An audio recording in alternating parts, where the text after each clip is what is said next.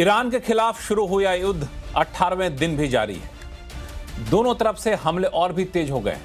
Israel का दावा है कि उसने ईरान के मुख्य सुरक्षा अधिकारी अली लारिजानी को मार गिराया है। मीडिया रिपोर्ट्स के मुताबिक ईरान के नए सुप्रीम कमांडर मुस्तफा खामेनेई, जो कि हमले में पिछले दिनों घायल हो गए थे, उनका मॉस्को में इलाज चल रहा है।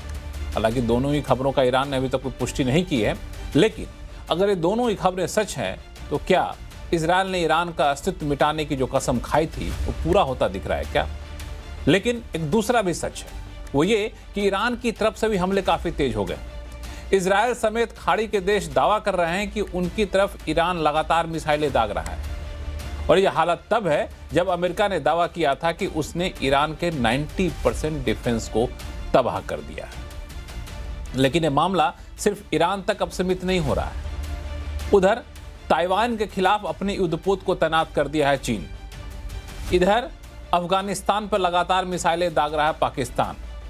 तो ईरान क्या अब अफगानिस्तान तक पहुंच रहा है क्या? ईरान के खिलाफ चल रही लड़ाई की आड़ में क्या दूसरे देश भी अपने हित साधने की कोशिश कर रहे हैं क्या? ऐसे कई सारे सवाल उठकर सामने आ रहे हैं। आज आवाज अड्डा में करेंगे इसी पर खास चर्चा। नमस्कार, मैं हूं लक्ष्मण राय और चर्चा में शामिल होने वाले अपने मेहमानों से आपका परिचय कराऊं, इससे पहले एक रिपोर्ट देख लीजिए।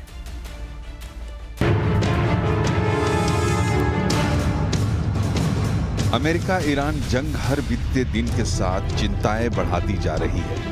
खुद ट्रंप के जो बयान आ रहे हैं उससे कंफ्यूजन बढ़ गए। सवाल ये भी उठने लगे हैं कि ईरान अभियान कहीं ट्रंप का हड़बड़ी में उठाया गया कदम तो नहीं है, क्योंकि राष्ट्रपति ट्रंप ने कहा है कि उन्हें इस बात का अंदाजा नहीं था कि ईरान अपने खाड़ी के पड़ोसी देशों पर हमला कर सकता है। They were, I wouldn't say friendly countries, they were like neutral, they lived with them for years. I said, that's strange. You know, UAE is like the banker for Iran. They're like the banker. Qatar, their neighbors, they got along okay. Saudi Arabia. All of a sudden, Kuwait is getting hit. Bahrain is getting, all these countries are getting hit. There was no expert that would say that was going to happen. हालांकि Trump लगातार दावे कर रहे हैं कि Iran को वो घुटने पर ला चुके हैं। इधर इजरायल भी ताबड़तोड़ हमले तेहरान पर कर रहा है। इजरायल ने दावा किया है कि उसने ईरान रिवोल्यूशनरी गार्ड के प्रमुख लरजानी को मार गिराया है। हालांकि ईरान ने अभी इस पर कोई प्रतिक्रिया नहीं दी है, लेकिन अगर ये खबर सही साबित होती है तो खामेनेई की हत्या के बाद ये ईरान के लिए दूसरा सबसे बड़ा झटका है। ईरान पर ताबड़तोड़ हमले और उनकी टॉप लीडरशिप को मार गिराए जाने के बावजूद हॉर्मुज में ईरान ने दबदबा बनाए रखा है। इस वजह से क्रूड की कीमतें अभी भी भागी हुई हैं। अगर हालात जल्दी ठीक नहीं हुए तो सप्लाई पर आगे भयानक असर पड़ सकता है। इसलिए ट्रंप ने ईरान पर और बड़ा प्रहार करने की धमकी दी है। हालांकि हॉर्मुज में दुनिया के दूसरे देशों से ट्रंप ने सहयोग मांगा, लेकिन इसका कुछ पॉजिटिव असर नहीं हुआ है। यूरोपीय देश हो या फिर चीन, सबकी तरफ से ट्रंप को निराशा ही हाथ लगी है। दूसरी तरफ ईरान भी डटा हुआ है। ईरान के नए सुप्रीम लीडर मुस्तफा खामेनेई ने सुलह के प्रस्ताव को ठुकरा दिया है। सूत्रों से जानकारी मिल रही है कि मुस्तफा इजरायल और अमेरिका के खिलाफ रिवेंज चाहते हैं। इन सब के बीच खाड़ी की अपनी राजनीति से स्थिति बिगड़ रही है। खाड़ी के देश सीधे तौर पर ईरान के खिलाफ जंग में शामिल नहीं होना चाहते, लेकिन वो ईरान पर कंट्रोल चाहते हैं। इसलिए वो चाहते हैं कि अमेरिका मजबूती से इस अभियान को चलाए। We strongly encourage the other nations to get involved with us and get involved quickly and with great enthusiasm. I have that from a number of them, and I'd like to say their names, but frankly, I don't know if they would want me to or not, because maybe they don't want to be targeted. But I say, wouldn't matter if you're targeted or not, because this is a paper tiger that we're dealing with now. It wasn't a paper tiger 2 weeks ago, it's a paper tiger now. इसलिए Trump अब अपने अभियान को अंतर्राष्ट्रीय वैधता भी दिलाने की फिराक में है। लेकिन इन सब के बीच चीन ने ताइवान में मोर्चा खोल दिया है। अमेरिका को ईरान में फंसा देख जिनपिंग ने ताइवान में जहाजों की तैनाती की है। इससे चीनी हमले का अंदेशा गहरा गया है। इधर अफगानिस्तान और पाकिस्तान में जंग की हालत लगातार बनी हुई है। तालिबान ने आरोप लगाया है कि काबुल में अस्पताल पर पाकिस्तान ने हमला कर 400 से ज्यादा निर्दोष अफगानियों की जान ले ली। हालांकि पाकिस्तान ने इससे इनकार किया, लेकिन भारत ने इस हमले को अफगानिस्तान की संप्रभुता पर सीधा हमला बताया और अंतर्राष्ट्रीय समुदाय से इसके लिए जिम्मेदार लोगों को जवाबदेह ठहराने की अपील की है। साफ है, युद्ध की आंच एशिया के अलग अलग देशों में फैलती जा रही है। ऐसे में पूर्व ब्रिटिश प्रधानमंत्री ऋषि सुनक ने एक पुरानी रोमन कहावत का हवाला देकर शांति के लिए युद्ध की दलील पेश कर दी है। सवाल यह है कि क्या आज हम एक ऐसे दौर में फिर से प्रवेश कर चुके हैं जहां नियम कायदों, कूटनीति और अंतर्राष्ट्रीय संस्थाएं बेईमानी हो गई हैं। जंग की उठती लपटें उस नए वर्ल्ड ऑर्डर की झलक है कि जहां मामूली ईगो और अपनी मनमर्जी थोपने के लिए भी किसी देश पर हमला किया जा सकता है। ऐसे में क्या किसी भी देश की संप्रभुता की कोई गारंटी आज बची हुई है? तो इन सारे सवालों का जवाब ढूंढने की कोशिश करेंगे आज आवाज अड्डा में। हमारे साथ जुड़ रहे हैं विशेष मेहमान, दो पूर्व डिप्लोमेट हैं, एम्बेसडर प्रभुदयाल साहब और एम्बेसडर अनिल वाधवा साहब। Retired lieutenant general Shankar Prasad साहब भी जुड़े हुए आज हमारे साथ, और जेएनयू में स्कूल ऑफ इंटरनेशनल स्टडीज के प्रोफेसर अंशु जोशी जुड़ेंगे कुछ देर में, और वरिष्ठ पत्रकार आरती टिक्कू सिंह हमारे साथ जुड़ चुकी हैं, जो कि अमेरिका के पॉलिटिक्स को, इस पूरे क्षेत्र में जो पॉलिटिक्स को काफ़ी बखूबी से समझती भी हैं। तो आप सभी मेहमानों का बहुत बहुत स्वागत है हमारे शो में। शुरुआत में एम्बेसडर दयाल मैं आपसे करना चाहूँगा।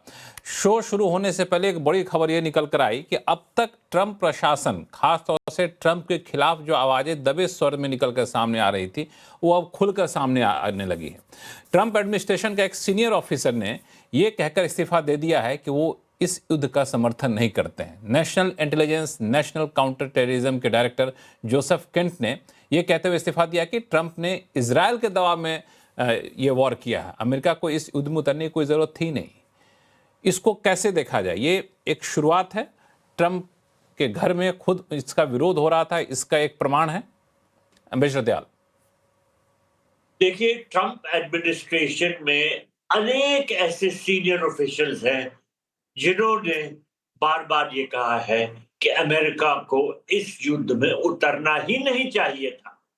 उनका ये मानना है कि इजराइल के दबाव में ट्रंप इस लड़ाई में उतर गए। अब उतरना तो आसान था, इससे निकलना कैसे हो ये किसी को समझ में नहीं आ रहा। और ट्रंप जब प्रेसिडेंट बनने के लिए कैंपेन कर रहे थे, उन्होंने ये साफ कर दिया था कि वो कोई बाहरी युद्ध में नहीं पड़ेंगे और उससे दूर रहेंगे। वो सिर्फ अमेरिका फर्स्ट और अमेरिका को आगे बढ़ाने की, डेवलप करने के लिए। अब इस तरह के युद्ध में अमेरिका का शामिल होना, तो अमेरिकन ये समझते हैं कि उनके लिए अच्छा नहीं। एक तो वहां पर इन्फ्लेशन बढ़ जाए काफी, जैसे गैसोलीन प्राइसेस हैं, ये काफी बढ़ गए। इसके अलावा अमेरिकन जो है उनको बॉडी बैग से बहुत डर है। वो नहीं चाहते कि युद्ध की वजह से वहां के सैनिक मृत्यु के, मतलब मौत के घाट उतरे और बॉडी बैग्स आए। अब ये शुरू हो गया है। अब सुनने में आ रहा है कि ट्रंप जो है वो और सैनिक वहां तैनात करने जा रहे हैं। इसका बहुत विरोध हो रहा है। अमेरिका में मीडिया चैनल्स इसके खिलाफ बोल रहे हैं। उनके लाइसेंसेस छीन लिए गए। उनको ये कहा गया कि अगर आप ऐसा कर रहे हो तो आपको ब्रॉडकास्ट करने का कोई अधिकार नहीं। तो ले दे के असलियत यह है कि अमेरिका में बहुत लोग जो हैं वो इस युद्ध के खिलाफ होते जा रहे हैं। लेकिन क्या ज्यादा लोग इस युद्ध के खिलाफ हैं? एम्बेसडर दयाल साहब, अगर इतने सारे लोग युद्ध के खिलाफ हैं, तो ये जो कहा यह जा रहा है, एम्बेसडर वाधवा आप जवाब दीजिएगा, कि अपनी सैनिक उतार सकता है ट्रंप, इसकी संभावना कितनी आपको दिख रही है? क्योंकि ईरान ने साफ तौर से कहा कि अगर ये हरकत की तो यहाँ पे स्थिति और ज्यादा बुरा अंजाम भुगतना पड़ सकता है। देखिए, अनाउंसमेंट तो प्रेसिडेंट ट्रंप ने करी है कि 5,000 सैनिक जो अभी जापान में स्थित हैं उनको ट्रांसफर किया जाएगा।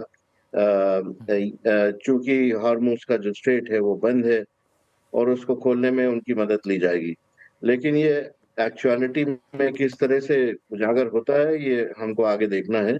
क्योंकि जब ये अनाउंसमेंट हुई थी 2-3 दिन पहले, उसके बाद से अमेरिका में ही काफ़ी विरोध इसका हुआ है और इसके ऊपर पुनर्विचार भी हो सकता है, क्योंकि बीच में प्रेसिडेंट ट्रंप ने दूसरे देशों से अपील करी थी कि वे यूनाइटेड स्टेट्स के साथ आकर हॉर्मुज़ को खोलने के लिए अपने-अपने युद्धपोत भेजें और अपनी नौसेना वहाँ तैनात करें।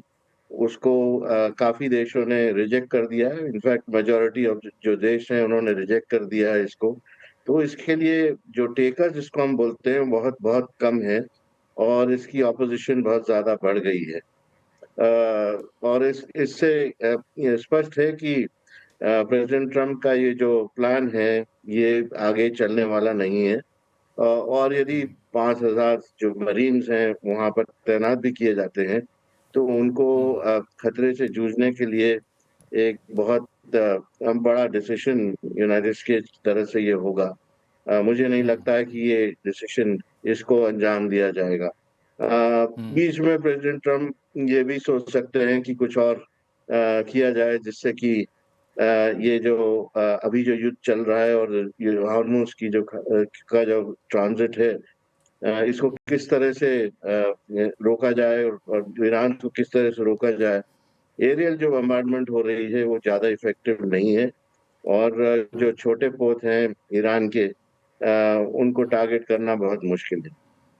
तो ये आपने बड़ा सही कहा कि जो 5,000 सैनिक उतारने की बात कर रहे हैं और उतार देते हैं तो वहाँ सरवाइव करना काफ़ी मुश्किल होगा, काफ़ी चुनौतियों का सामना करना पड़ेगा। Retired lieutenant general Shankar Prasad साहब, आप कैसे देख रहे हैं, ये संभव है यूएस के लिए ऐसा कर पाना वहाँ की स्थिति को देखते हुए? इतने 18 दिन हो गए फिर भी ईरान की तरफ से हमले कम हो नहीं रहे। जी, शुरू में आप लोगों ने डिबेट में सही कहा कि उनके जितने सीनियर मिलिट्री एडवाइज़र्स थे, उन्होंने युद्ध से पहले कहा था कि युद्ध प्रेसिडेंट ट्रंप से कि ये युद्ध में आप न घुसिए, ये बड़ा डिफ़िकल्ट और बड़ा अनअचीवेबल है। मुझे उम्मीद है कि साथ साथ उन्होंने ये भी कहा होगा कि आपका एम जो है, आपका जो इरादा है, उससे पूरा मसला ख़त्म नहीं होगा, ये हमारा मिलिट्री अप्रिसिएशन है। और तीसरा ज़रूरी बात जब सबसे बड़ी प्रोफेशनल ने बताई होगी कि इस किस्म के युद्ध का कोई ना कोई अंत होना चाहिए, टाइम फ्रेम होना चाहिए, 2 दिन, 4 दिन, 6 दिन, 8 दिन। ये नहीं कि लगातार चला जाए और 18 दिन के बाद भी आज पता नहीं ये युद्ध कब ख़त्म होगा, क्या होगा इसका। अभी जो मेन सवाल उठ रहा है, बहरहाल जो उन्होंने ट्रंप साहब ने करना था तो कर दिया अगेंस्ट द मिलिट्री एडवाइस। अब बात होती है कि क्या वो ट्रुप्स ऑन ग्राउंड उतारेंगे, क्या मरीन्स की 5,000 की जो बात हो रही है उनको उतारेंगे। ख़ास तौर से उसकी जो खबर आ रही है वो है कि खर्ग आइलैंड में उतारेंगे, जहाँ पर सारा उनका जो पूरा ऑयल का ट्रेड है, पूरा जो ऑयल का हब है वो खर्ग आइलैंड्स में है। तो मैं समझता हूँ कि इसमें बड़ा गंभीर सिचुएशन है ये। अगर उन्होंने ट्रुप्स वहाँ पर ग्राउंड पर डाली और ईरान के पास फिर भी अभी तक यंत्र हैं जो कि उसमें वहाँ टारगेट कर सकता है और काफ़ी बिना कोई मेजर इशू को अचीव करते हुए। अब देखिए ना, अगर वहाँ उन्होंने ट्रंप साहब ने वहाँ अगर 5,000 आदमी बिठा भी दिए तो व्हाट इज़ दिस टास्क, वो 5,000 आदमी करेंगे क्या, उनका टास्क क्या है। उनका टास्क वही बात शुरू में आ जाती है, what is this task, what is aim, वो कितने दिन चलेगा, ये ट्रुप्स को कब तक रखना चाहेंगे, कितनी कैजुअलिटी तक एक्सेप्ट करेंगे, 100 करेंगे, 500 करेंगे, 1,000 करेंगे। Those are the issues they have to deliberate before dropping the people there. तो क्या इस पर बातचीत हो रही है? लगता नहीं कि ऐसा होगा, क्योंकि एक तरफ तो ये लगता है कि वो कह देंगे सडनली कि जी हाँ आई वन द वॉर और मैं यहाँ से विड्रॉ कर रहा हूँ, मेरे अचीव हो गए। वो भी हो सकता है, कुछ कह नहीं सकते आप ट्रंप साहब का। लेकिन जो सबसे बड़ी बात ये आ रही है कि आपका जो मेन सवाल जो मुझसे पूछा आपने कि जो 5,000 आदमी की बात वो कर रहे हैं, सोल्जर्स ऑन द ग्राउंड, उनका एम क्या है भाई? क्या वो जाकर तख्ते पर बैठ जाएंगे? क्या वो जितने छोटे छोटे जगह पर उनके जो ट्रुप्स बैठे हुए हैं जहाँ से वो मिसाइल उड़ाते हैं या ड्रोन उड़ाते हैं, क्या उन पर इंडिविजुअली जाके कब्जा कर लेंगे? तो I want to know what is the aim. Aim होना, अगर एम ही नहीं पता कि 5,000 आदमी मैं बिठा के क्या करूँगा, तो I think military must object to it. अब मिलिट्री के मानते हैं कि नहीं मानते, कमांडर इन चीफ हैं, अगर ऑर्डर करेंगे तो मिलिट्री को करना ही पड़ेगा। तो मेरी समझ में ये नहीं आ रहा कि इतने दिन के बाद भी, देखिए हमारे सामने इस समय विश्व के अंदर 3 बड़े अच्छे एग्जाम्पल हैं। एक तो यूक्रेन का एग्जाम्पल है, सब दुनिया देख रही है कि किस तरीके से यूक्रेन में डिस्ट्रक्शन हो रहा है। तकरीबन उसी प्रकार से डिस्ट्रक्शन हो रहा है मिडल ईस्ट में, तेहरान में, ईरान में, इजराइल में भी हुआ है, घाड़ी देशों में भी हुआ है। तो क्या यूक्रेन की तरह आप लड़ना चाहते हैं जहाँ कोई टाइम फ्रेम ही नहीं है? यूक्रेन को 4 साल हो गए हैं, कब ख़त्म होगा कुछ पता ही नहीं। इस समय भी वहाँ कुछ ड्रोन की लड़ाई चल रही होगी यूक्रेन के अंदर। क्या गाज़ा के अंदर आपका लड़ाई बंद हो गई? गाज़ा में कितना डिस्ट्रक्शन हो गया, 2 साल से ऊपर हो गया। क्या एम नहीं बना? एम तो कुछ वहाँ क्लियर लग नहीं रहा कि अचीव हो गया। तो डिस्ट्रक्शन करते जाए without aim, no time limit. ना गाज़ा ख़त्म हुआ है, ना यूक्रेन ख़त्म हुआ है, ना तेहरान का भी ख़त्म होगा। तो is that the way world is going to watch? इस युद्ध से सारा विश्व परेशान है। Unlike the Ukraine and Gaza war, this war is Ukraine और गाजा वॉर काफी हद तक वहीं तक सीमित था। ये वॉर का एक बड़ा दायरा पूरी दुनिया पर असर पड़ रहा है बहुत। हाँ बिल्कुल, इसका बड़ा असर पड़ रहा है। लेकिन आपने सही कहा कि आखिर इसका एम क्या होगा।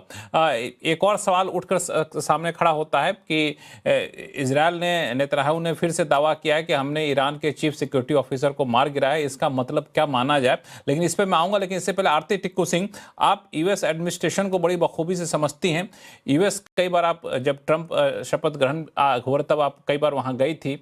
आपको क्या लगता है, यूएस अगर ट्रंप ये डिसीजन लेता है कि हम को वहां उतारते हैं, अपने सैनिक को जमीन पे उतारते हैं, ईरान के जमीन पे, तो क्या ट्रंप को घर में बहुत तीखा विरोध नहीं सहना पड़ेगा?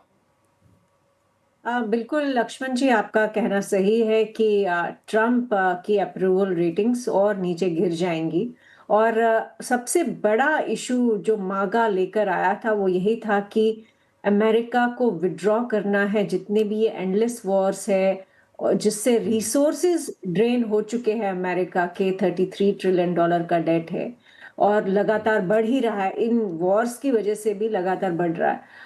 तो कोई भी नहीं, मुझे लगता है कि उनके कंस्टिट्यूएंसी जो है, उनका जो मागा बेस है, उस तरफ से बहुत बड़ा ऑपोजिशन जरूर आएगा। और एम्बेसडर प्रभुदयाल सही कह रहे थे कि बॉडी बैग से अमेरिकन परेशान हैं। उन्होंने इराक वॉर में, अफगानिस्तान में, वियतनाम में, गल्फ की कितनी कंट्रीज में, जहां पे भी आपने ट्रूप्स भेजे, अमेरिका ने सिर्फ और सिर्फ जो है अपना लहू बहाया है, अपने बच्चे खोए हैं। और बेशक इनका जो एलीट है, इनकी जो मिलिट्री इंडस्ट्रियल कॉम्प्लेक्स है, उन्होंने पैसे बनाए होंगे, वेपन्स और डिफेंस कंपनीज जो है उन्होंने पैसे बनाए होंगे, लेकिन आम जनता जो है, जिनका सपोर्ट बेस जो है वो मागा है, वो इस बात को बिल्कुल एक्सेप्ट नहीं करेंगे। और अभी आप देख ही रहे होंगे कि पब्लिक डिस्कोर्स जो अमेरिका का है उसमें बहुत ज्यादा ऑपोजिशन थी ईरान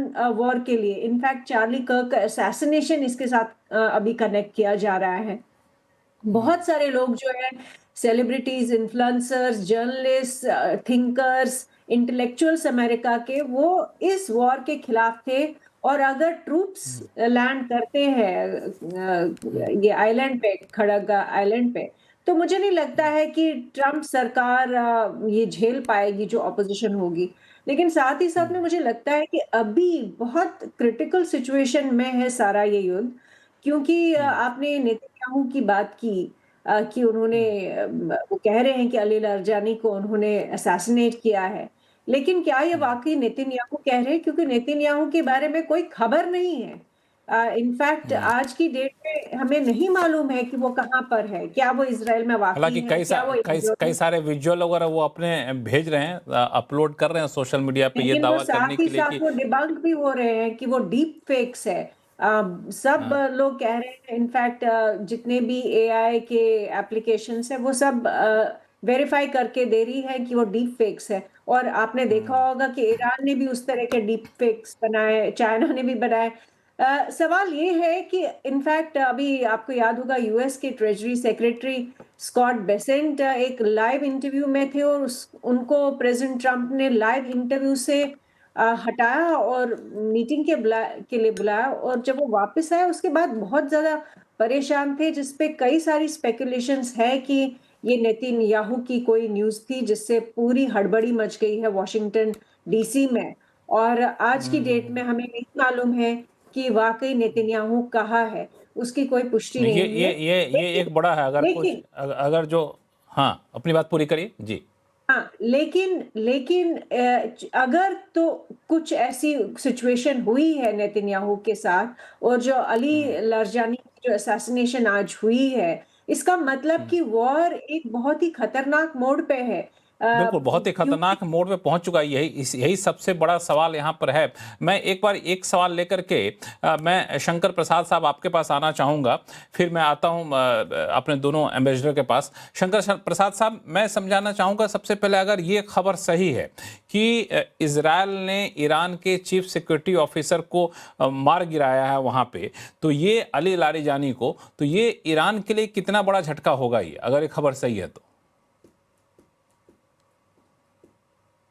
अब तो मैं इसका सवाल का जवाब देने से पहले ये कहना चाहता हूँ कि लड़ाई में truth is the first casualty. हमेशा सच्चाई आजकल लड़ाई के टाइम में मानना बड़ा कठिन हो जाता है, और ख़ास तौर से आजकल के ज़माने में जब आर्टिफिशियल इंटेलिजेंस का बहुत इस्तेमाल होता है। तो ये खबर सच है कि नहीं है, अब ये तो अभी टाइम बताएगा। दूसरी बात, जो आपका डायरेक्ट सवाल है, देखिए, आप लीडर्स को मार सकते हैं। आपने खमीनी को मार दिया, आपने सुनने में आया कि उनके जो सक्सेसर हैं वो भी कोई बीमार है, शायद रशिया गए हुए हैं, और आपने बताया इनकी मृत्यु हो गई, इनकी बेटी की भी। इससे फ़र्क क्या पड़ा? जो IRGC है उसने अपने कमांड को बहुत डिसेंट्रलाइज कर रखा है। इनके तकरीबन 30 से 32 यूनिट्स हैं जो ऑटोनमस चल रहे हैं आज। उन पर उनको ये एक हुक्म शुरू में दिया गया लड़ाई से पहले कि जी आप अपने हथियार इस्तेमाल करते रहिए, और आपके ये टारगेट्स, इनको आप इंगेज करते रहिए। तो वो उसको कर रहे हैं। अब सवाल ये पैदा होता है इसकी ओवरऑल कमांडर कौन है इस समय। वही बात मैं आपसे पूछूंगा कि क्या इजराइल की कोई स्ट्रैटेजिक पोजीशन है? इनकी सिर्फ स्ट्रैटेजिक पोजीशन ये है कि इसको इकोनॉमिक वॉर में कन्वर्ट कर दो, वो तो हो ही रहा है। लेकिन मिलिट्री स्ट्रैटेजी में क्या चाहते हैं वो? Do they want to have more destruction within Iraq, in Israel? Do they want to have more destruction in Iran? Will it bring the war to an end? ये सब सवाल उनके leadership को सोचने चाहिए।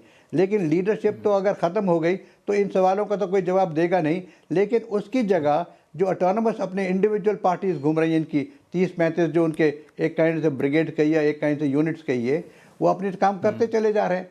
तो that is going to have not much of an immediate effect. Khamenei मर गए, खमीनी के मरने के बाद कुछ फर्क पड़ा? नहीं पड़ा। उनके बेटे आए, उसके बाद कुछ फर्क पड़ा? नहीं पड़ा। लड़ाई उसी प्रकार से चल रही है। और कितनी कैजुअलिटी होगी? आज रात को 2-4 आदमी और बार। देखिए, Mossad is a very efficient and a very powerful intelligence organisation. वो मिनट की खबर उसको ईरान से मिल रही है, और ईरान की खबर के मिलने के बाद ही इजराइल और अमेरिका उन पर अटैक करता है। लेकिन वो खबर क्या है कि IRGC के हेडक्वार्टर में आज मीटिंग हो रही है, वहाँ बम गिरा दीजिए। 20-25 उनके सीनियर अहदेदार फिर कर रात को मर गए। So these are the kind, but will it bring an end to the war? That is the question. So मैं लगातार यही पूछ रहा हूँ कि भाई इस लड़ाई को ख़त्म करना चाहते हैं तो उसके तरीके ढूंढिए। उसका तरीका ये नहीं है कि आप जो टॉप लीडर्स हैं उनको ही मारते जाइए। अब बात किससे करेंगे जब टॉप लीडर्स ही खत्म होते चले जा रहे हैं? तो who are you going to talk to? You can't talk to this 32 people or 30 people who are working on independent missions. तो ये बड़ी गंभीर सिचुएशन है। और अगर आप इसको देखें, पॉपुलेशन को देखिए, जब पॉपुलेशन का हमें उम्मीद थी कि शायद पॉपुलेशन एकदम से साथ हो जाएगी, रिजीम चेंज हो जाएगी और ये क्लैरिक्स आउट हो जाएगी, वो भी नहीं हुआ। ऐसा नहीं हुआ। क्योंकि जब एक देश पर इस तरह से हमला होता है तो एक किस्म से नेशनलिस्टिक वो आ जाती है फीलिंग, और आज इनके खमीनी के अगेंस्ट है वो भी। लेकिन एक बात और समझिए, ये खमीनी की जो सरकार है, खमीनी के मरने के बाद भी इससे डिक्टेटोरियल गवर्नमेंट, IRC जो है उनकी उससे ज्यादा उनकी जो रेगुलर आर्मी है वो IRGC से हुक्म लेती है। जी बिल्कुल, बड़ा डिक्टेटरशिप चल रही है वहाँ पे एक तरीके से। और जो उनकी रेगुलर आर्मी है उसका तो बहुत मिनिमम रोल है। The main role is of the IRGC, और वो बड़ी पावरफुल चलती चली जा रही है। बिल्कुल। एम्बेसडर दयाल, जो शंकर प्रसाद साहब कह रहे हैं बड़ा इंपॉर्टेंट पॉइंट है कि आप टॉप लीडरशिप को ही मारते जाएंगे तो युद्ध खत्म करने के लिए आप बात किससे करेंगे? कौन यहाँ का रिप्रेजेंटेटिव होगा? देखिए, जनरल शंकर प्रसाद जी ने ये बिल्कुल सही कहा कि ईरान ने अपनी लीडरशिप स्ट्रक्चर को डिसेंट्रलाइज किया है। देखिए, मैं 1990s में ईरान में पोस्टेड था, तब भी ये उन्होंने कर दिया था, क्योंकि सदाम हुसैन के साथ जो उन्होंने लंबी लड़ाई की, कई वर्षों तक जो चली, उसमें उन्होंने ये सबक ली कि लीडरशिप को ऐसा होना चाहिए कि अगर टॉप लीडरशिप को मार भी दिया जाए तब भी युद्ध लड़ने के लिए क्षमता बनी रहे। उन्होंने अभी भी ऐसे ही किया हुआ है, जैसा उन्होंने कहा कि 31 प्रोविंसेस है ईरान की, उन सब में ये लीडरशिप एस्टैब्लिश कर दी है इस तरह से, ताकि ये अपनी लड़ाई जारी रख सकती है अगर टॉप लीडरशिप को कोई नुकसान हो। इसके अलावा देखिए ये प्रश्न उठ रहा है कि जो 5000 मरीन्स को और यहाँ पर डिप्लॉय करने की बात है, तो क्या America troops on the ground करने के लिए तैयार है? देखिए, अमेरिकन स्ट्रैटेजिक एनालिस्ट जो कि वहां के जनरल्स की थिंकिंग को बहुत इन्फ्लुएंस करते हैं, उनका ये कहना है कि ईरान की जो टेरेन है वो बहुत रगेड है। वहां पर जैसे ज़ाग्रोस माउंटेन्स हैं, इस तरह की चीजें हैं। ईरान में कुछ बिग सिटीज हैं, लेकिन उनके दरमियान जो जगह है वो बहुत रगेड है और इस बात को फेवर नहीं करती है कि ट्रूप्स ऑन द ग्राउंड उतरे और वो लड़े, क्योंकि वो जो ईरानियन डिफेंस कैपेबिलिटी है ऐसी टेरेन में इतनी अच्छी एस्टैब्लिश हो गई है कि वो पूरी तरह से सामना कर लेगी ट्रूप्स ऑन द ग्राउंड का। तो बहुत कुछ सवाल उठ रहे हैं कि क्या ट्रंप एडमिनिस्ट्रेशन वाकई में ट्रूप्स ऑन द ग्राउंड उतारने की बात सोच रहा है? मुझे लगता है ऐसा नहीं करेगा। जो अभी चल रहा है एरियल एंड नेवल वॉरफेयर, और जो अगर 5000 मरीन आते हैं तो वो जो शिप्स हैं उन पे या जो यूएस बेसेस हैं इस रीजन में वहां पर तैनात हो जाएंगे। लेकिन देखिए ये युद्ध जो है इतनी आसानी से खत्म नहीं होने जा रहा है, बल्कि फैलता जा रहा है और इससे हमें भारत को बहुत नुकसान होता जा रहा है और इससे हम बहुत चिंतित हैं। भारत एक तो समेत हमारा दुनिया के कई डायस्पोरा देशों को बड़ा- काफी ज्यादा नुकसान होता जा रहा है और युद्ध थमने की बजाय युद्ध और फैलता जा रहा है। एम्बेसडर वाधवा। बिल्कुल, जैसे कि हम अभी डिस्कस कर रहे हैं, भारत को इस युद्ध से बहुत ही नुकसान हो रहा है और आगे चलकर अगर ये युद्ध फैला और ज़्यादा समय तक चला तो भारत की इकोनॉमी पर बहुत बड़ा प्रभाव पड़ेगा। एक तो एनर्जी और सिक्योरिटी के ऊपर जो जो प्रभाव है, वो हम पहले से ही देख रहे हैं। 85% जो एलपीजी है और 55% एलएनजी है, उस क्षेत्र से आती है भारत की। उसके साथ-साथ इन्फ्लेशन होगी, फर्टिलाइज़र प्राइसेस के ऊपर इफ़ेक्ट होगा। हमारे ट्रेड रूट्स अभी से डिसरप्ट हो रहे हैं, तो हमारे एग्रीकल्चरल एक्सपोर्ट्स जो हैं, जैसे कि 4.5 बिलियन एक्सपोर्ट्स है सिर्फ चावल के, और उसके ऊपर जो डायस्पोरा है 10 मिलियन का, उसकी जो रेमिटेंसेस है, उस पर प्रभाव पड़ेगा। फ्रेट कॉस्ट बढ़ गई हैं, इन्फ्लेशन बढ़ गया है, रूपी डिप्रिशिएट हो रहा है और इसी तरह से जो जो भारत ने जो कदम उठाए हैं, वो लगता है अभी तो काफ़ी नहीं है, आगे चलकर और भी कदम उठाने पड़ेंगे और हमारे ये हित में होगा कि ये जो युद्ध है, ये ज़्यादा ना फैले और जितनी जल्दी हो सके ये खत्म हो जाए। नहीं तो इसको कंट्रोल करना बहुत मुश्किल होगा। बिल्कुल कंट्रोल करना मुश्किल होगा और जैसा कि अभी एम्बेसडर दयाल कह भी रहे थे कि युद्ध और ज़्यादा फैलता जा रहा है। हमारे साथ जुड़ चुके हैं अंशु जोशी जी, जो कि जेएनयू के स्कूल ऑफ इंटरनेशनल स्टडीज़ में प्रोफेसर हैं। अंशुल मैम, ये युद्ध फैलता जा रहा है, इस युद्ध की आड़ में कहें या फिर इस हालात का फ़ायदा उठाते हुए कहें, तो हमने देखा कि ताइवान के चारों तरफ चाइना के करीब 26, कहीं खबर पढ़ रहा था मैं कि 26 वॉरशिप वहाँ पे तैनात कर दिए गए हैं। पाकिस्तान अफगानिस्तान पे कई सारे मिसाइलें दाग चुका है। तो इन सारे डेवलपमेंट को कैसे देखा जाए? देखिए, हम लगातार देख रहे हैं कि पिछले कुछ वर्षों में हमने पूरे विश्व में अलग-अलग जगह कॉन्फ्लिक्ट्स के नए थिएटर्स खुलते हुए देखे। पहले रशिया यूक्रेन युद्ध शुरू हुआ, तब जबकि एक्सपर्ट्स ये मानते थे, इंक्लूडिंग माई सेल्फ, कि आज के समय में कैसे कोई देश युद्ध कर सकता है। तब जबकि हमें आधुनिक तकनीकों की दुनिया में रहते हैं, हम एक मल्टीपोलर वर्ल्ड में रहते हैं, पर युद्ध हुआ। इसके बाद हमने पश्चिम एशिया में इजराइल वर्सेस हमास का ये एक नया युद्ध का थिएटर खुलता हुआ देखा। फिर हमने देखा कि कैसे अमेरिका और ईरान के बीच में एंगेजमेंट हुई, कैसे युद्ध शुरू हुआ पिछले साल 12 दिन का। अभी हमने देखा कि फिर अमेरिका ने अटैक किया और इस बार का जो इरादा है वो ये कि ईरान में रिजीम चेंज कराना है। इसके अलावा लगातार हिंद प्रशांत क्षेत्र में हम चीन और ताइवान के बीच गहमा-गहमी देख रहे हैं और अभी जो आप खबरें बता रहे हैं, बिल्कुल इस पर मेरी भी निगाह है कि किस तरह से वॉरशिप्स जो है वो ताइवान के आसपास तैनात है। पर मुझे नहीं लगता कि चीन इस वक्त किसी प्रकार का कोई हमला करेगा, क्योंकि 80% के करीब ऑयल एंड गैस जो है स्ट्रेट ऑफ हॉर्मुज से सीधे चीन तक पहुंचता है।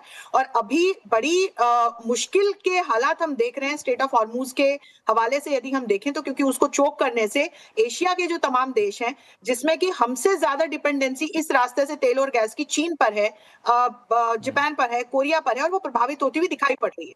तो ऊर्जा सुरक्षा के ऐसे संकट के समय मुझे नहीं लगता कि चीन इस तरह से कुछ अफोर्ड कर पाएगा। लेकिन हाँ, ये बिल्कुल है कि यहाँ पर भी स्थितियां बनी हुई हैं।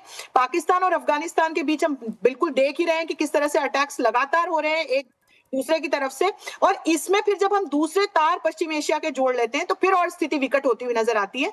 पर मैं अपने को पैनलिस्ट्स को सुन रही थी और मैं यहाँ एक बिंदु जोड़ देना चाहती हूँ कि अपने आसपास की इस उथल पुथल के दौर में मुझे बहुत गर्व है कि मैं भारतीय हूँ, क्योंकि भारत सरकार ने, भारत ने अपनी आंतरिक सुरक्षा को, अपनी ऊर्जा सुरक्षा को, अपनी मानवीय सुरक्षा को अक्षुण्ण रखा है। लगातार यहाँ अफवाहें फैलाई जा रही थी कि एलपीजी खत्म है, तब जबकि हमारी 31.3 MMT की जो खपत होती है उसके यदि कंपेयर वीज़ावी हम देखें तो हमारे पास 100 मिलियन बैरल के स्टॉक्स हैं, और रशिया हमको अतिरिक्त स्टॉक्स देने के लिए तैयार था, G7 के देश तैयार हैं, और इसके अलावा 2 हमारे जहाज स्ट्रेट ऑफ हॉर्मुज से ईरान ने अलाउ कर दिए, वो कल पहुंच गए हैं। तो हमारे पास लगातार अपनी एलपीजी की जो सप्लाई है वो आ रही है, और इसको हमने अपनी ऊर्जा सुरक्षा को सुरक्षित रखा है, डाइवर्सिफाई रहता है कि हाँ, दरअसल इन सब में क्या होता है कि जब एक्सटर्नल फैक्टर बीच में आता है तो हम लोग घरेलू मोर्चे पे तैनाती तो करते हैं, अच्छे से व्यवस्थित कर रहे हैं, लेकिन उसकी एक सीमा हो जाती है, क्योंकि बहुत हद तक चीज़ें जब लंबे समय तक लड़ाई खींचेगी तो कई सारे फैक्टर हैं जिस पर हमारा कोई काबू यहाँ पर रहेगा नहीं।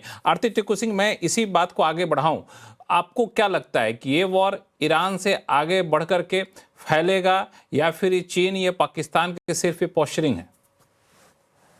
देखिए लक्ष्मण जी, दुनिया एक बहुत ही क्रिटिकल जंक्चर पे है, और इस टाइम पे वो कहते हैं ना, सब अपना इसमें हाथ धोने की कोशिश करेंगे, बहती गंगा पे हाथ धोना। तो सब अपने अपने इंटरेस्ट देख रहे हैं। अफगानिस्तान देख रहा है कि अमेरिका अब कई सारे फ्रंट्स पे स्ट्रेच हो चुका है, सबसे बड़ा सुपर पावर एक टाइम पे मतलब एक किसी वॉर में एंगेज होता था, लेकिन इस वक्त उनका यूक्रेन भी चल रहा है, गाजा भी चल रहा है, और ये ईरान भी चल रहा है, इजराइल भी चल रहा है, और कई सारे देश जो है छोटे छोटे कॉन्फ्लिक्ट्स। और खासकर हमें मालूम है कि अफगानिस्तान तालिबान तो ड्यूरेंट लाइन को मानता ही नहीं है, और वो भी इसमें कहीं ना कहीं अपना इंटरेस्ट देखने की कोशिश करेंगे।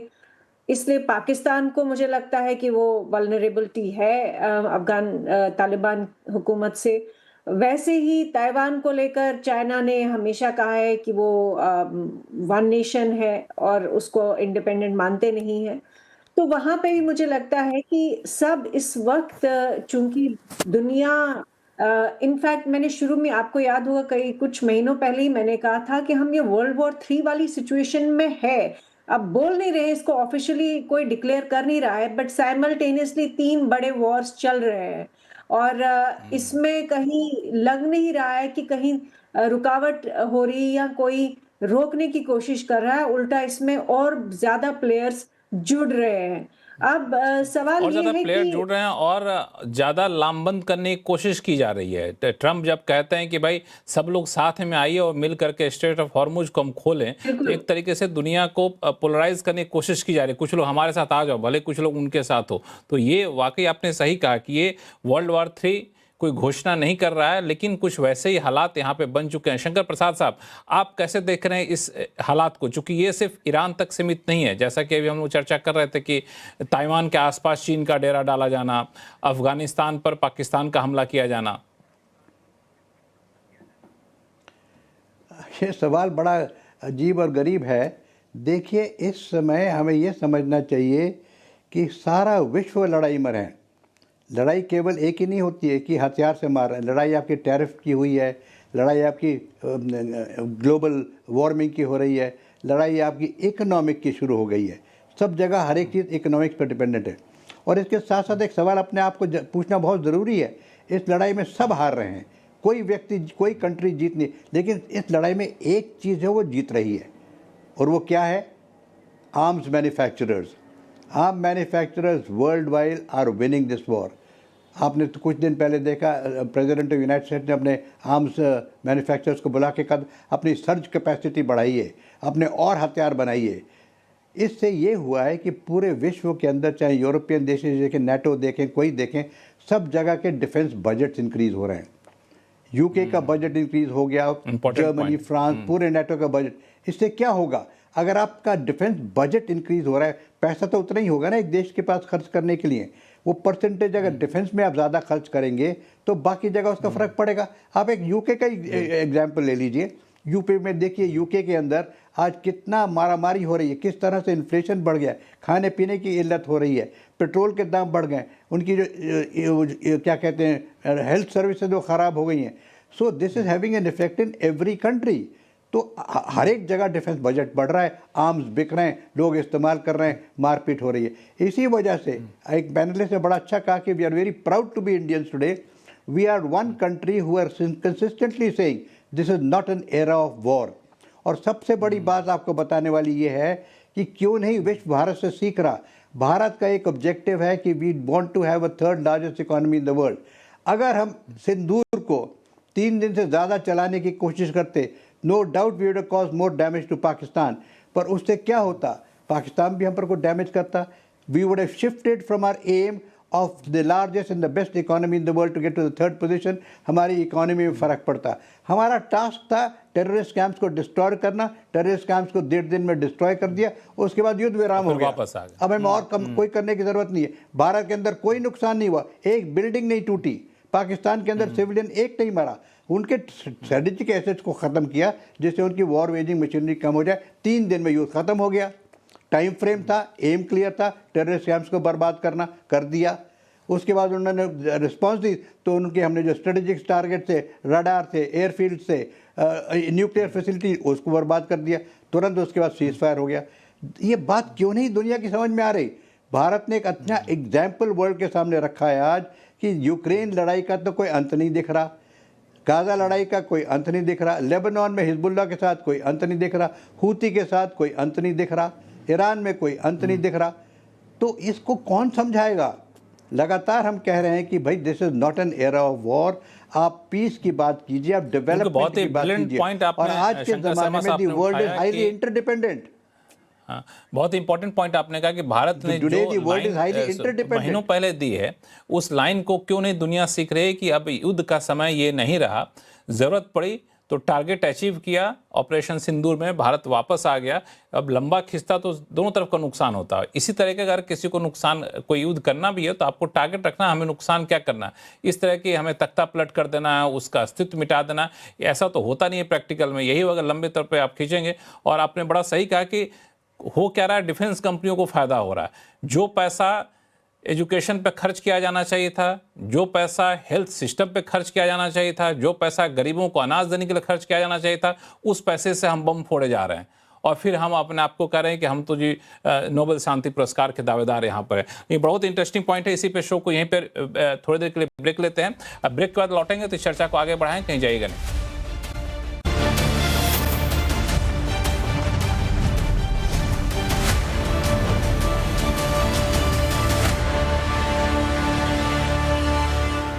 ब्रेक के बाद आपका फिर से आपका स्वागत है। हम लोग चर्चा कर रहे हैं ईरान वॉर को लेकर के। 18वें दिन भी युद्ध लगातार जारी है और युद्ध थमने का नाम नहीं ले रहा है। अब सवाल यह है कि इसका अंजाम क्या होगा। ब्रेक पे जाने से पहले शंकर शर्मा साहब ने बड़ा अच्छा, शंकर प्रसाद साहब ने बहुत ही अच्छी बात कही कि भारत से क्यों नहीं कोई सबक लेना चाहता है। ये युद्ध का समय नहीं है। मैं ये सवाल लेकर के एम्बेसडर दयाल आपके पास आऊँगा। इस युद्ध में जिस तरह के यहाँ पे भयावह तस्वीरें निकल कर सामने आ रही है, जिस तरीके के नुकसान हो रहे हैं, उन सारे नुकसान की भरपाई कर पाना तो सालों लग जाएगा। क्या इस युद्ध के बाद या फिर युद्ध इस स्तर पर जा सकता है जहाँ पे सबको एहसास हो कि ये बहुत हो गया, अब इन सब चीज की जरूरत है नहीं? देखिए, इस युद्ध का सबसे बड़ा जो खतरनाक नतीजा है वो ये कि ग्लोबल ऑर्डर जो था उसका खात्मा हो रहा है। इतनी मेहनत से सेकेंड वर्ल्ड वॉर के बाद एक ग्लोबल ऑर्डर की स्थापना की गई थी, जिसके सामने पहले कोल्ड वॉर आई, लेकिन कोल्ड वॉर के खत्म होने के बाद एक अच्छा सिस्टम बन रहा था। अब ट्रंप साहब के हाथ में जब ये सत्ता आई अमेरिका और उनका जिस तरह से दिमाग चलता है, उससे ये ग्लोबल ऑर्डर का खात्मा होता जा रहा है। अमेरिका के अपने एलाइज बहुत परेशान है। ट्रंप ने उन सब से कहा कि आओ मेरे साथ कोलिशन बना के काम करो स्ट्रेट ऑफ हॉर्मुज में, ताकि शिप्स को और टैंकर्स को सेफ पैसेज मिल सके। उन्होंने सबने इनकार किया, वो ट्रंप के साथ शामिल नहीं हुए। अब ट्रंप उन सब से नाराज है। सबको ये लगता जा रहा है कि ये इनकी पॉलिसीज बिल्कुल गैर जिम्मेदाराना है और जो ये करना चाह रहे हैं उससे इनका भी नुकसान हो रहा है और दुनिया का नुकसान हो रहा है। तो जो सीन अब सामने आ रहा है, जो पूरी ग्लोबल सिनारियो आ रहा है, वो ये है कि एक बहुत खतरनाक दौर है। और मुझे लगता है कि ये जो युद्ध है, जो खाड़ी में जब छिड़ गया है, जो कि न सिर्फ अमेरिका और इजराइल एक तरफ और ईरान दूसरी तरफ, इसको हम ऐसा कह सकते हैं, बल्कि ये पूरे रीजन में फैलता जा रहा है। ये एक बहुत ही खतरनाक है और कैसे इसको आपने खत्म बिल्कुल किया जाएगा, इम्पोर्टेंट पॉइंट उठाया है कि इस युद्ध से पूरा ग्लोबल वर्ल्ड ऑर्डर जो है वो यहाँ पे अब बदल जाएगा। एम्बेसडर वाधवा, आपके पास आऊँगा, लेकिन प्रोफेसर अंशु जोशी जी, आपको लगता है कि अब कई सारे देश जिनको पहले यूएस ने भरोसा दिलाया था कि आपको अपनी सुरक्षा की चिंता नहीं करनी है, हम आपकी सुरक्षा की चिंता करेंगे, ये वाली जो थ्योरी थी सेकेंड वर्ल्ड वॉर के बाद, वर्साई की जो संधि थी, ट्रीटी हुई थी, वो सारी चीज़ें अब बदल जाएंगी, अब वो सारी चीज़ें खत्म हो जाएंगी? वो तो हम पिछले कुछ वर्षों में देख ही रहे हैं। आप नाटो में देखिए किस तरह का एक डिवाइड चल रहा है। रशिया यूक्रेन युद्ध के शुरू होने के बाद से हमने लगातार देखा है कि नाटो की बनावट में और नाटो के मेंबर नेशंस में भी अब हम एक विभाजन देख रहे हैं। यूक्रेन को आप लेकर के देखिए कि कुछ ऐसे देश है पश्चिम के यूरोप के जो जेलेंस्की के साथ खड़े हैं और कुछ ऐसे देश हैं जो ट्रंप के साथ खड़े हैं और कुछ ऐसे देश हैं जो अब नाटो में ही विश्वास नहीं रखते या नहीं चाहते, क्योंकि लगातार जिस तरह से ट्रंप के द्वारा बाध्य किया गया इन तमाम नेशंस को अपने जीडीपी का एक बड़ा हिस्सा डिफेंस बजट को देने के लिए ताकि अमेरिका के हथियार खरीद सकें, तो लगातार जिस तरह से इस प्रकार की चीजें हो रही हैं और लगातार युद्ध में जिस तरह से यूक्रेन को नाटो के नेशंस ने मदद पहुंचाई, उससे यूरोप के कई देशों की अर्थव्यवस्था भी इसकी वजह से खराब हुई है। जर्मनी जैसे देश में हमने देखा किस तरह का संकट आया, ब्रिटेन जैसे देश में हमने देखा राष्ट्राध्यक्ष को बदलना पड़ा, इतना बड़ा संकट आया था। तो ये बहुत परिवर्तन की एक हम लहर देख रहे हैं। इसमें पश्चिम एशिया में जो संकट चल रहा है उसको भी जोड़ते हैं। लेकिन लक्ष्मण, मैं आपको यहाँ दो महत्वपूर्ण बिंदु बताना चाहती हूँ कि यदि ट्रंप रिजीम चेंज करवा पाने में सफल होते हैं तो वो स्ट्रेट ऑफ हॉर्मुज पर कब्जा कर पाने में या उस पर कंट्रोल कर पाने में सफल होंगे, और यदि वो ऐसा करते हैं तो पश्चिम एशिया की राजनीति, पूरे विश्व के साथ ईरान के संबंध और चीन का क्या होगा, ये एक बहुत बड़ा प्रश्न यहाँ पर आ जाएगा और बहुत कुछ हम बदलते हुए देखेंगे। और दूसरा महत्वपूर्ण बिंदु ये कि हम लगातार देख रहे हैं कि कैसे नाटो के जो देश हैं या यूरोप के देश हैं उनका अमेरिका के साथ किस तरह से संबंध लगातार एक खराब टेंजेंट पे जा रहा है। तो ये भी एक बिंदु है जिसको ध्यान में रखना चाहिए। और आतंकवाद का एक और ऐसा तीसरा मुद्दा है कि जिसको लेकर के यदि हम चर्चा करें तो वहां एक वैलिड पॉइंट लगता है कि ईरान जिस तरह से H3 हिजबुल्लाह, हूती और हमास को बढ़ावा दे रहा था, वहीं भारत लगातार कहता है, हमारी जो ये टू नेशंस थ्योरी है वो यही कहती है कि हम पैलेस्टीन को मान्यता देते हैं लेकिन हमास मुक्त पैलेस्टीन को, और इसीलिए हम इजराइल के स्ट्रेटेजिक पार्टनर आज भी बहुत दमखम के साथ बनकर के खड़े हुए हैं। बिल्कुल, ये जो आपने कहा कि आतंकवाद, इस पूरे युद्ध में एक पॉइंट ये भी निकल कर आ रहा है कि आतंकवाद के खिलाफ जो कार्रवाई है वो भी एक बड़ा फोकस पॉइंट रहेगा। एम्बेसडर वाधवा साहब, ये भारत को आतंकवाद के खिलाफ अपनी लड़ाई वाले कॉन्सेप्ट को और मजबूत करेगा ये, और पाकिस्तान पर सीधा सवाल पूछूं तो क्या दबाव बनाएगा? देखिए, जहां तक पाकिस्तान और भारत का सवाल है, हमारा मुद्दा क्रॉस बॉर्डर टेररिज्म के ऊपर है और आतंकवाद के ऊपर दुनिया भर में हम अभी तक सहमति नहीं बन पाई है। यूनाइटेड नेशन में जो रेजोल्यूशन टेबल होती है हर साल, वो फंसी हुई है 1996 से लेके अभी तक, बिकॉज उसका जो डेफिनेशन है उसके ऊपर सहमति ना ही बन पाई है और मुझे नहीं लगता कि आगे चलकर इस पर सहमति बन पाएगी। तो इसलिए देशों ने अपने हाथ में ये ले लिया है कि वो जब टेररिज्म उनके अगेंस्ट होता है तो उसको किस तरह से टैकल किया जाए, वो अपने दमखम पर उसको टैकल करते हैं और यही ट्रेंड हमने अब देखी है अगर हम ईरान की बात करें तो इनके जो प्रॉक्सीज हैं, वो जो काफी सारे प्रॉक्सीज हैं, जैसे आप हुदीस की बात करें या फिर उसके बाद हमास की बात करें, हर जगह हमने देखा है कि जो टेररिज्म का जो मुद्दा है वो सामने आता है। और इसीलिए इस युद्ध की जो बेसिस है वो वहीं से शुरू हुई थी 7 अक्टूबर से, जब इसराइल के ऊपर अटैक हुआ था। तो भारत ने उसका समर्थन जरूर किया था, लेकिन उसके चलते अब जो सिचुएशन हो गई है, जो वाइडनिंग ऑफ द कॉन्फ्लिक्ट जिसको हम बोलते हैं, उसको रोकने की बहुत अधिक जरूरत है, क्योंकि ये सभी देशों के ऊपर इफेक्ट कर रहा है और इकोनॉमिकली इफेक्ट कर रहा है और आगे इकोनॉमिकली इफेक्ट कर रहा है और इसको रोकने की जरूरत है। और चूंकि इसका दायरा और ज्यादा बढ़ता जा रहा है। आरती टिक्कू सिंह आपके पास आऊं, लेकिन शंकर प्रसाद साहब एक सवाल यहाँ पे आपसे पूछना चाहूंगा। जो अभी बातचीत चल रही थी, जो प्रोफेसर जोशी ने कहा कि 3H, इसके खिलाफ जो एक्शन था उसका एक वृहद रूप हम लोग देखने को यहाँ पे मिल रहा है।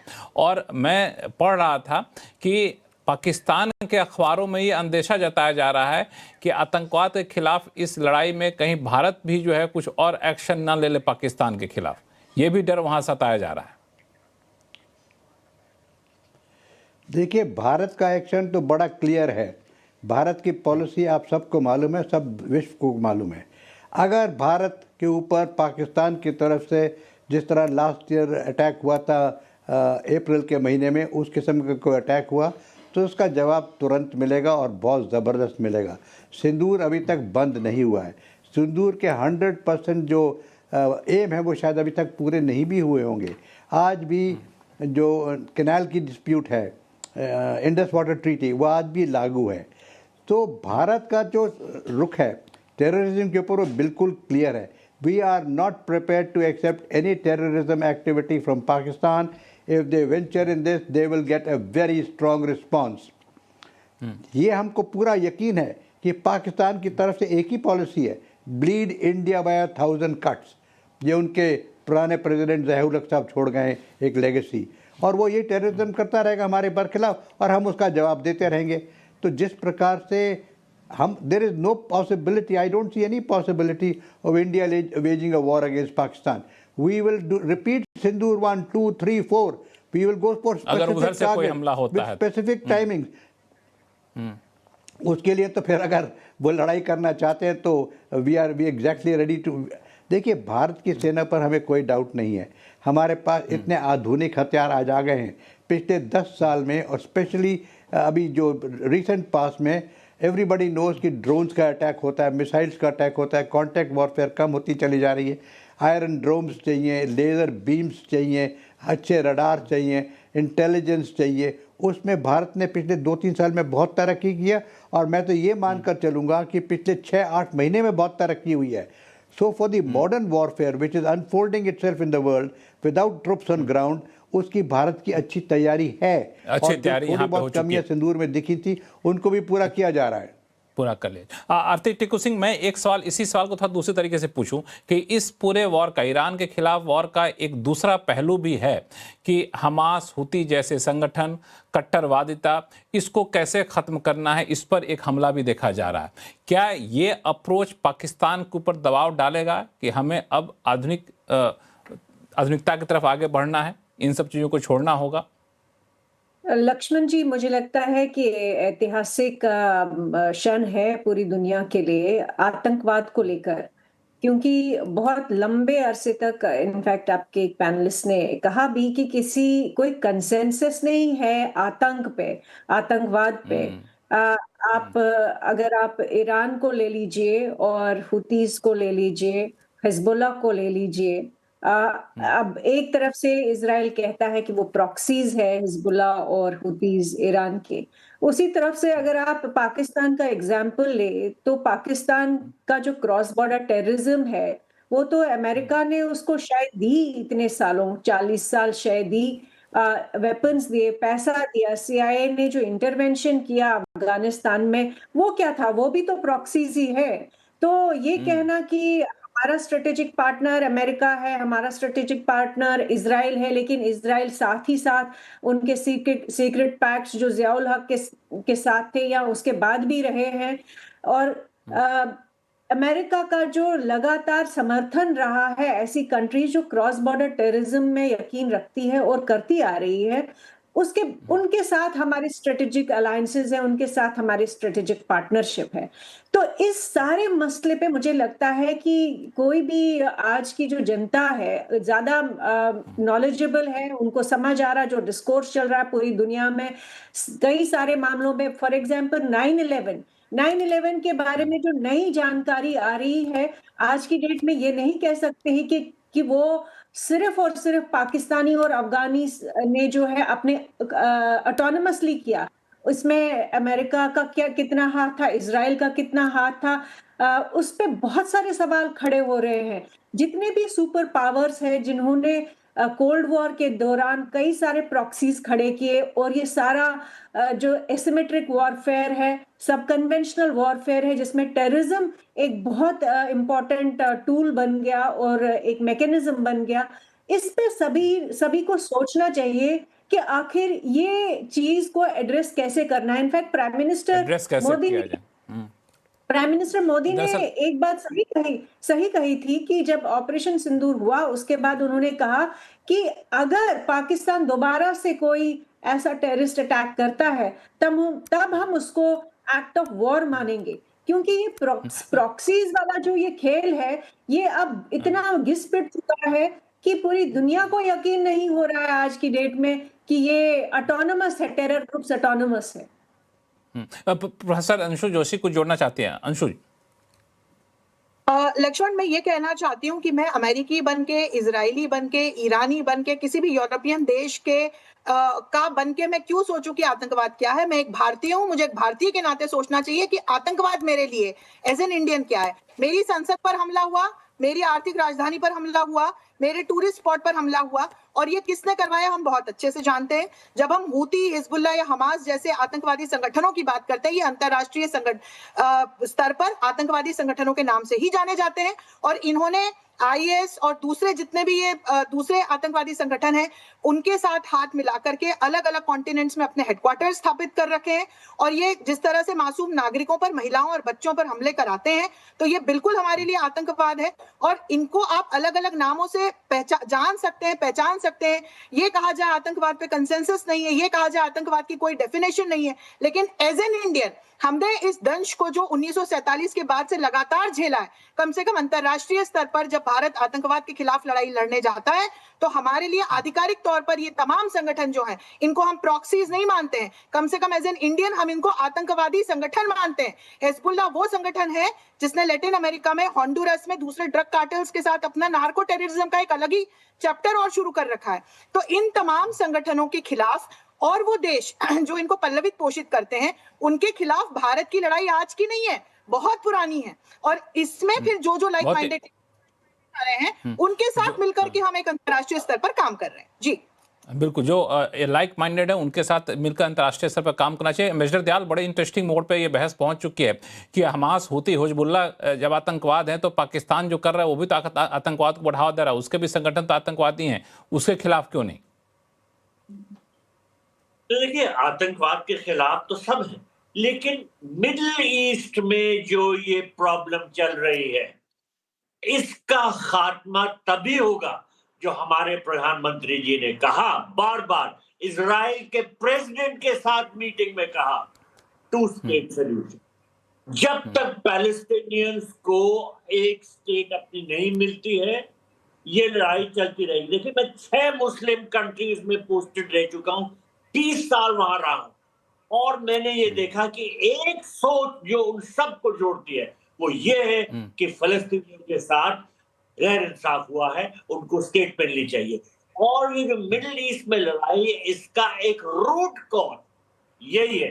और हमारे प्रधानमंत्री जब मोदी जी जब मिले थे इजराइल के प्रेसिडेंट से, उन्होंने साफ साफ कहा था, दुबई में मीटिंग हुई थी, कि आप ये 2 स्टेट सॉल्यूशन मान जाइए, मिडिल ईस्ट में टेंशन खत्म हो सकते हैं।